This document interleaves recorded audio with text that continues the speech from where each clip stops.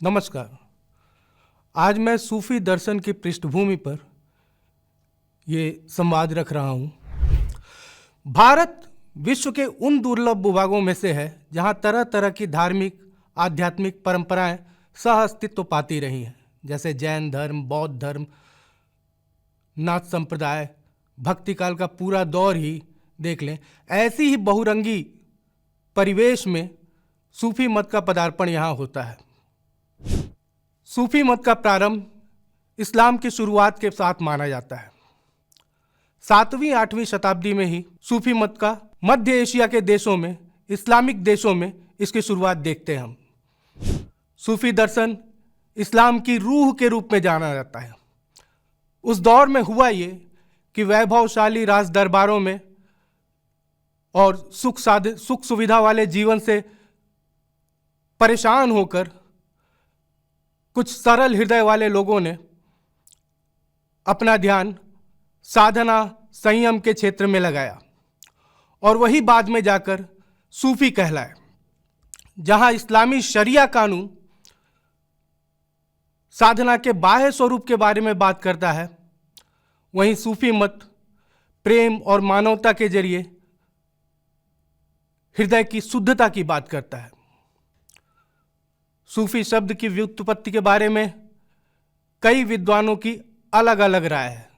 यहाँ 3 शब्दों से सूफी शब्द की व्युत्पत्ति मूलतः मानी जाती है, जैसे सूफ, सूफा और सफा। सूफ से अभिप्राय है ऊन, यानी खुरदुरे वस्त्र। जो लोग खुरदुरे वस्त्र पहनते थे उन्हें सूफी कहा गया, क्योंकि इसका एक कारण और है कि ये लोग सुख सुविधा से अपने आप को दूर रखते थे, उसका त्याग करते थे। दूसरा शब्द सफा है। सफा से अभिप्राय ये लगाया जाता है कि हृदय की पवित्रता, जिनका मन पवित्र हो वो सूफी कहलाते हैं। और तीसरा शब्द सोफिया, जो कि ग्रीक दर्शन से माना जाता है। एक और शब्द भी आता है सूफा। अरब देशों में जो साधक होते थे, सन्यासी होते थे, उन्हें सूफा कहा जाता था। तो उसी से सूफी शब्द की व्युत्पत्ति मानी जाती है। निष्कर्ष हम ये ले सकते हैं कि सभी व्युत्पत्तियों में शुद्धि और तपस्या का भाव दिखता है। सूफी दर्शन वैसे तो कई सारे इसके सिद्धांत हैं, लेकिन यहां मैं कुछ महत्वपूर्ण सिद्धांतों के बारे में बात करूंगा। जैसे इसका एक सिद्धांत है तौहीद, जिसका अभिप्राय है एकेश्वरवाद, यानी एक ईश्वर की आराधना करना, एक अल्लाह की शक्ति पर विश्वास रखना। दूसरा महत्वपूर्ण सिद्धांत इसका है इश्क ए हकीकी, अर्थात ईश्वर से प्रेम। प्रेम ही वह महत्वपूर्ण जरिया है, साधना की पद्धति है, जो ईश्वर तक आपको पहुंचा सकती है, ईश्वर से आप क्या मिलाप करा सकती है। तीसरी बात यहां फना और बका की जाती है। फना का अभिप्राय कि आत्मा का ईश्वर के साथ मिलन हो जाना, और बका यानी ईश्वर में अत्यधिक आस्था। इन दोनों अवस्थाओं में साधक अपने अस्तित्व का अनुभव ईश्वर के अस्तित्व में ही करता है। इसके बाद का जो सिद्धांत है वो है कल्प का शोधन। कल्प का अभिप्राय होता है हृदय, हृदय की शुद्धता, यानी मन की पवित्रता। इसमें साधक को लोभ, मोह, माया, इन सारे बंधनों से अपने आप को मुक्त रखना पड़ता है। इसे ही मन की पवित्रता या कल्प का शोधन कहते हैं। जिक्र और मराकबा एक और सिद्धांत। जिक्र मतलब नाम स्मरण करना, ईश्वर का नाम स्मरण करते रहना, नाम जाप करना जिसको हम कह सकते हैं। मराकबा मतलब ध्यान की वह प्रक्रिया है जिसमें साधक ईश्वर के प्रति एकाग्रता स्थापित करता है, एकाग्रता विकसित करता है। ये सूफी दर्शन के कुछ महत्वपूर्ण सिद्धांत हैं। इन सिद्धांतों पर ही सूफी दर्शन काम करता रहा है। सूफी साधना की पद्धति भी है। सूफी साधना के 4 चरण माने जाते हैं, यानी कि 4 स्टेजों से गुजरते हुए सूफी साधना की जा सकती है, जिनके नाम हैं शरीयत, तरीकत, मारिफत और हकीकत। शरीयत धर्म ग्रंथों द्वारा बनाए गए नियमों का पालन करना ही शरीयत कहलाता है। इस चरण के अंतर्गत साधक पहले इस्लामी आचरण का पालन करता है, जैसे नैतिकता, दान, संयम इत्यादि, और धर्म ग्रंथों द्वारा जो नियम बनाए गए हैं, जैसे कुरान और हदीस के में जो कुछ व्याख्याएं दी गई हैं कि जीवन कैसे जीना है, उसका पालन वो करता है। तरीकत वो है जहां साधक को गुरु का सानिध्य मिलता है। गुरु के निर्देशन में वह अपने आचरण को सुधारता है और ध्यान, सेवा और संयम का अभ्यास करता है, जिससे उसका मन शुद्ध हो जाता है। मारिफत, इस स्टेज में आके साधक ईश्वर की सत्ता को अनुभव करना सीखता है। और आखिरी है हकीकत, यानी परम सत्य। यह अंतिम अवस्था है। यहां साधक ईश्वर को अपने भीतर और बाहर दोनों जगह महसूस कर सकता है, पूरी तरह से उसको समझ सकता है। यह साधना के 4 स्टेज हैं: शरीयत, तरीकत, हकीकत और मारिफत। अब तक तो आपने देखा कि सूफी दर्शन की शुरुआत कैसे हुई। भारत में सूफी आगमन की बात अब मैं यहां करूंगा आपसे। भारत में सूफी फारस, अफगानिस्तान के माध्यम से पहुंचे। 11वीं 12वीं शताब्दी में इसकी शुरुआत मानी जाती है और तब तक सल्तनत काल शुरू हो चुका था। सल्तनत काल के दौरान अनेक सूफी संत यात्रियों, व्यापारियों और सेनाओं के साथ भारत आए, लेकिन उनका उद्देश्य राजनैतिक विस्तार नहीं था। वो सत्ता के लोभ में नहीं आए थे। उनका उद्देश्य था आध्यात्मिक जागरण का प्रचार करना, आध्यात्मिक जागरण करना। प्रेम और मानवता का संदेश लेकर वो आए थे। भारत में सूफी मत बहुत ज्यादा प्रचलित हुआ और उसके प्रचलित होने के पीछे का कारण भी है क्योंकि भारत की सहिष्णु सांस्कृतिक परंपरा, तपस्या, भक्ति और योग का एक जो पुराना प्रचलन, साधु सन्यासियों का समाज में सम्मान, ये जो हमारी सांस्कृतिक विरासत थी, इसके जरिए सूफी मत भारत की संस्कृति में मिल गया। भारत में सूफी मत के प्रति आकर्षण का कारण यहां की सहिष्णु सांस्कृतिक परंपरा, तपस्या, भक्ति एवं योग की पुरानी परंपराओं का प्रचलन, लोगों के मन में ईश्वर और आध्यात्म के प्रति जिज्ञासा एवं समाज में साधुओं और सन्यासियों के प्रति सम्मान का भाव। भारतीय सूफी दर्शन का आधार ईरान और मध्य एशिया के इस्लाम प्रभावित देशों में प्रचलित सूफी दर्शन रहा है, लेकिन जब इसका विकास यहां हम देखते हैं तो वहां भारतीय संस्कृति का प्रभाव उसमें दिखता है हमें। भारत में आने के बाद कई सूफी सिलसिलों का विकास होता है, यानी कई संप्रदाय यहां भारत की संस्कृति में आते हैं, जिनमें चिश्ती संप्रदाय या चिश्ती सिलसिला, सुहरावर्दी सिलसिला, कादरी सिलसिला, फिरदौस, कलंदर आदि तमाम सिलसिले यहां विकसित और प्रचलित होते हैं। सबसे महत्वपूर्ण संप्रदाय जो यहां रहा है वो चिश्ती संप्रदाय रहा है। यह संप्रदाय सबसे ज्यादा लोकप्रिय और प्रभावशाली रहा है।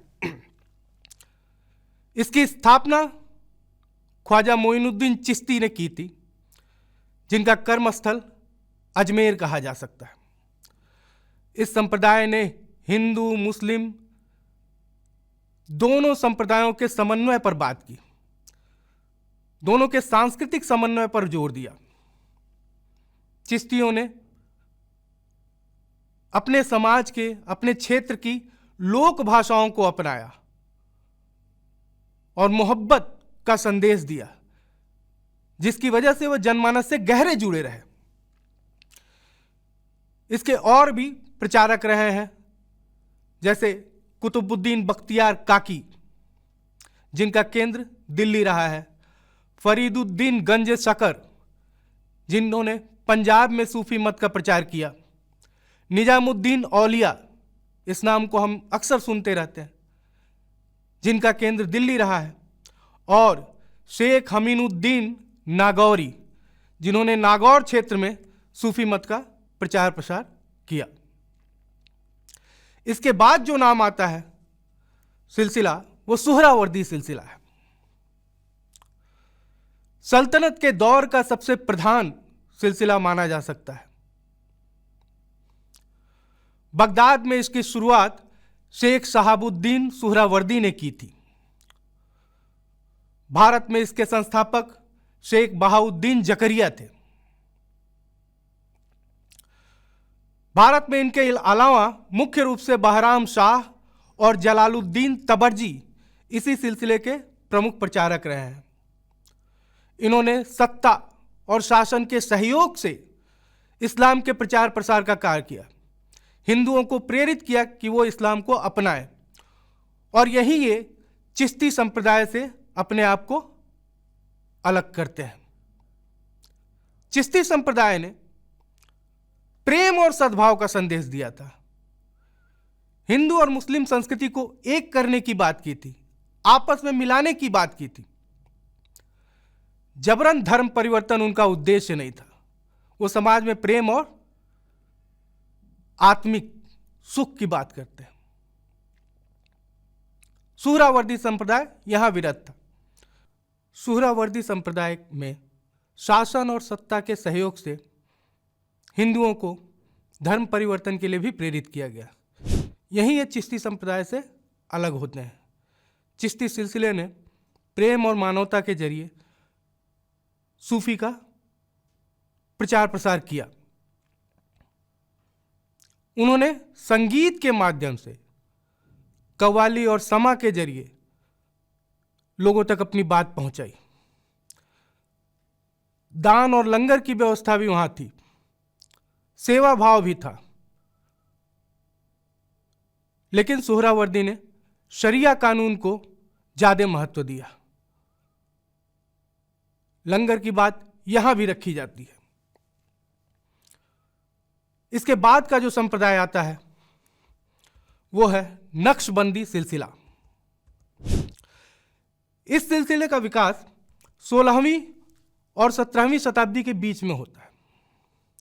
इसकी शुरुआत ख्वाजा बाकी बिल्लाह ने की थी। शेख अहमद सरहिंद और शाह वली उल्लाह नक्शबंदी के अन्य प्रमुख संत रहे हैं। इनके यहां संगीत का उपयोग नहीं होता है। यह सिलसिला भी शरीयत और तर्कशीलता पर अधिक बल देता है। इनका मानना है कि केवल शरीयत के जरिए ही साधक ईश्वर तक पहुंच सकता है, ईश्वर के अस्तित्व का अनुभव कर सकता है। इसके बाद कादरी सिलसिला। कादरी सिलसिला इस्लामी देशों में सबसे प्रमुख सिलसिला रहा है। इसके संस्थापक अब्दुल कादिर जिलानी रहे हैं। इसकी शुरुआत बगदाद से मानी जाती है। भारत में इसके प्रमुख संतों में मियां मीर और मुल्ला शाह रहे हैं। इनकी उदारवादी और प्रेम आधारित परंपरा की वजह से सिख गुरु अर्जुन देव और गुरु हरगोविंद भी प्रभावित हुए। ये महत्वपूर्ण सिलसिले रहे हैं। इनके अलावा भारत में और भी कई सिलसिले विकसित हुए, लेकिन ये इतना प्रचलित नहीं हुए। जैसे फिरदौसी सिलसिला, सत्तारी सिलसिला, कलंदरी सिलसिला, ऐसे और भी अनेक सिलसिले हैं। सूफी दर्शन का व्यापक प्रभाव हम भक्ति आंदोलन पर भी देखते हैं। सूफी दर्शन और भक्ति आंदोलन में कई समानताएं थी। जैसे गुरु की महत्ता वहां भी थी, गुरु की महत्ता सूफी दर्शन में भी है। भक्ति काल के संतों के यहाँ भी ईश्वर की आराधना पे बात की जाती है। सूफी मत भी उसी ईश्वर की आराधना की बात करता है। ईश्वर के प्रति प्रेम वहां है, गुरु शिष्य परंपरा वहां है, जाति वर्ण भेद का विरोध भी है, लोक भाषा का प्रयोग है, संगीत और काव्य का प्रयोग है। ये जो समानताएं हैं, ये समानताएं बताती हैं कि निश्चित तौर पे भक्ति काल के अन्य धाराओं के साथ सूफी मत का विचार विनिमय हुआ होगा और उन्होंने एक दूसरे से विचारों का आदान प्रदान भी किया होगा। एक ही तरह की विचारधारा और सोच लेकर भक्ति काल के संत और सूफी अपनी बात लोगों तक पहुंचा रहे थे। जैसे आप देखेंगे कि तमाम सूफी कवि जो उस दौर के थे, चाहे मलिक मोहम्मद जायसी हों, चाहे कुतुबन रहे हों, ये ऐसी रचनाएं लिख रहे थे जो हिंदू घरों की लोक कथाएं थी। यानी हिंदू घरों में प्रचलित लोक कथाओं को आधार बनाकर ये रचनाएं रच रहे थे। पद्मावत इसका सबसे बड़ा उदाहरण है। और इसमें हिंदुओं को नायक और मुसलमानों को खलनायक के रूप में पेश कर रहे थे। ये एक उनकी कोशिश थी कि नदी की जो दो किनारे बन गए थे हिंदू और मुस्लिम संप्रदाय, उसके बीच पे पुल बनाने का काम ये लोग कर रहे थे। मैंने नाम लिए जैसे कि पद्मावत या कुतुबन की कई सारी रचनाएं हैं, और भी बहुत सारे सूफी संत उस दौर में रहे हैं। कबीर, दादू, बल्ले शाह, वारिस शाह, इन संतों में भी और उनकी रचनाओं में भी यह समन्वय हमको देखने को मिलता है।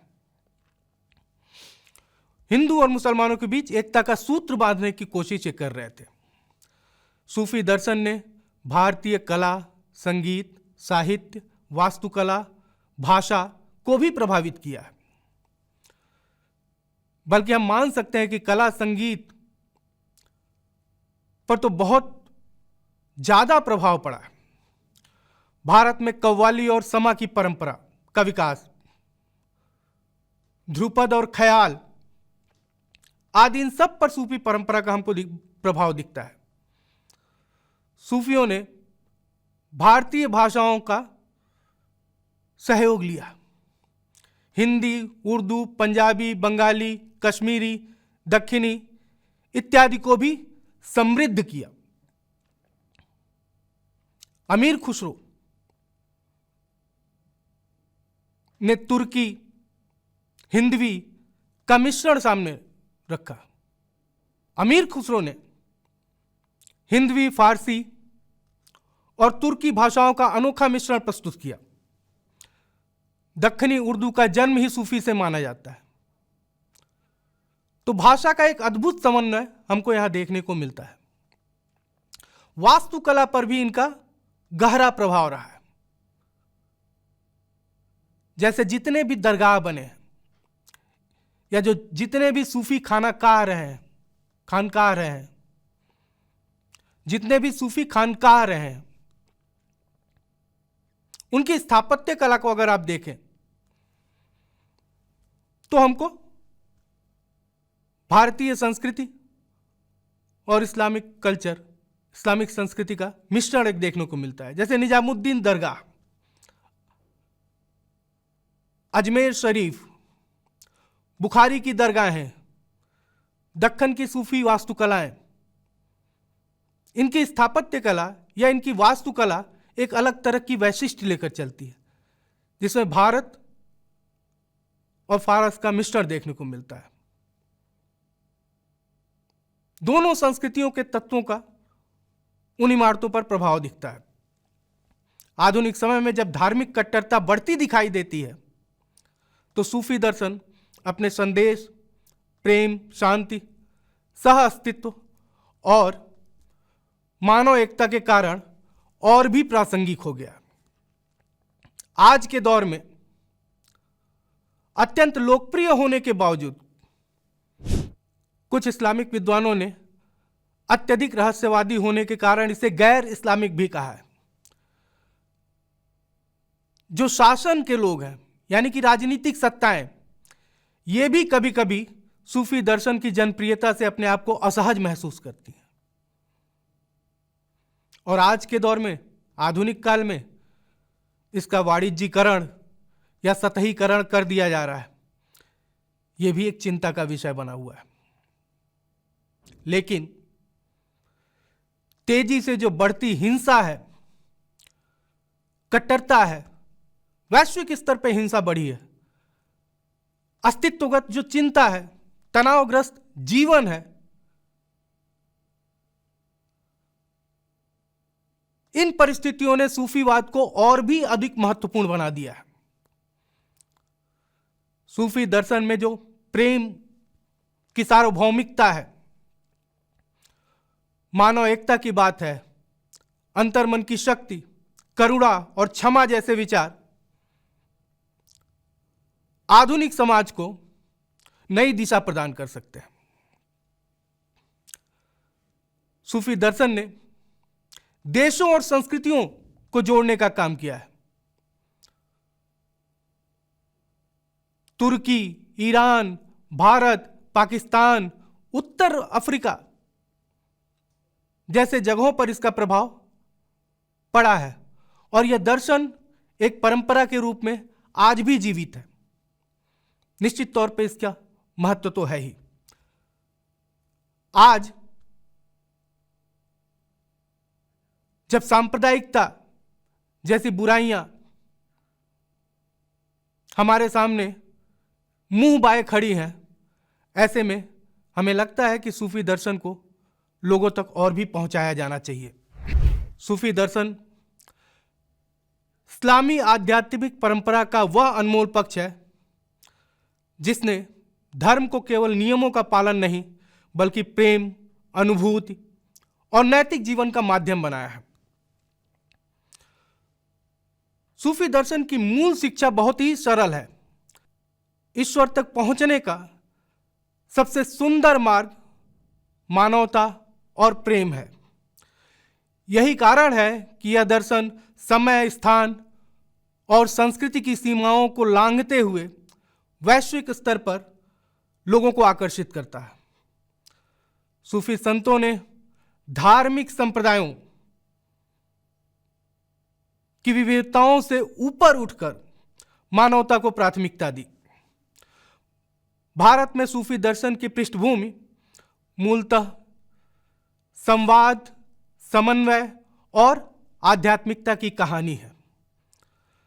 सूफी दर्शन इस्लामी आध्यात्मिक परंपरा की वह धारा है जिसमें प्रेम, सहिष्णुता और ईश्वरीय अनुभूति के माध्यम से मनुष्य और ईश्वर के संबंध को पुनर्परिभाषित किया गया है।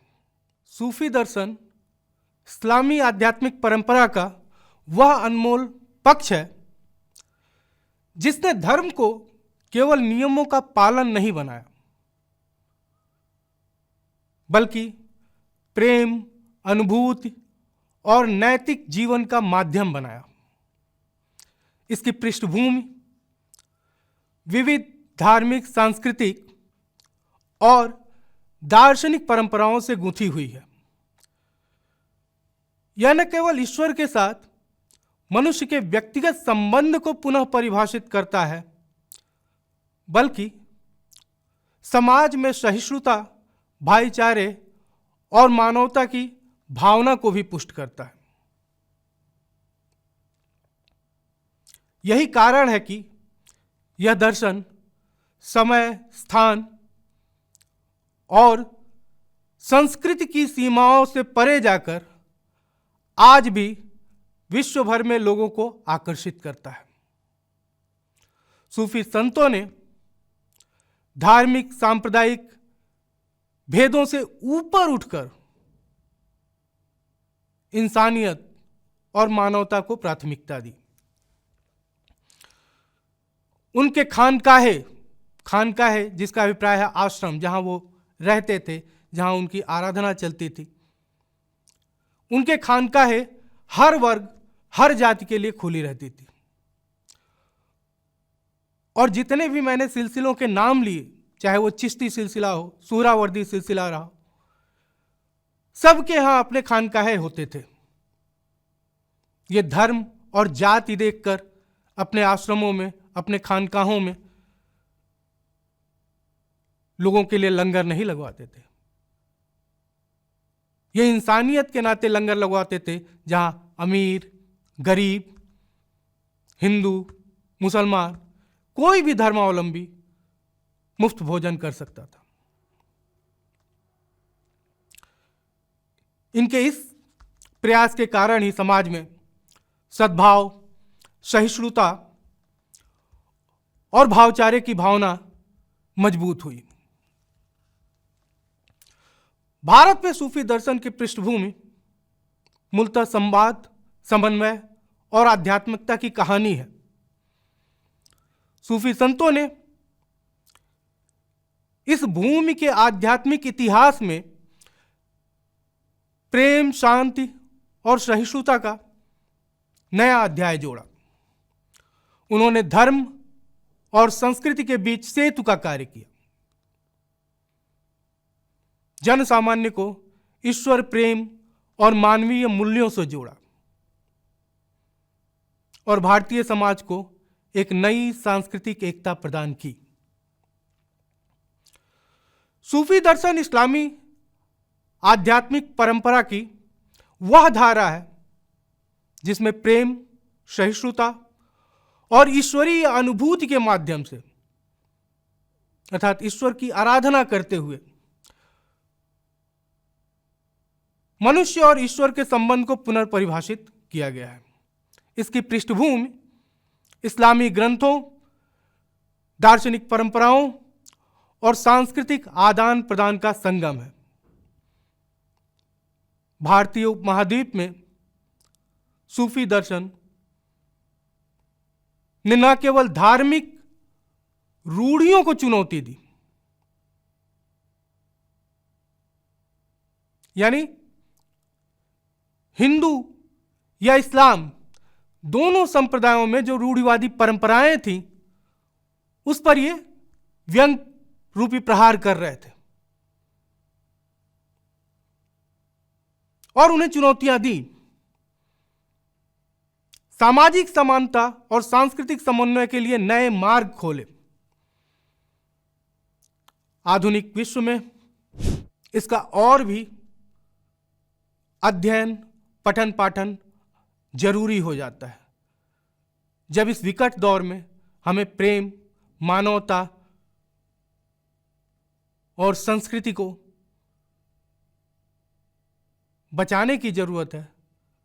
तो सूफी दर्शन का प्रचार, सूफी दर्शन का अध्ययन इसमें हमारा निश्चित रूप से सहयोगी साबित हो सकता है।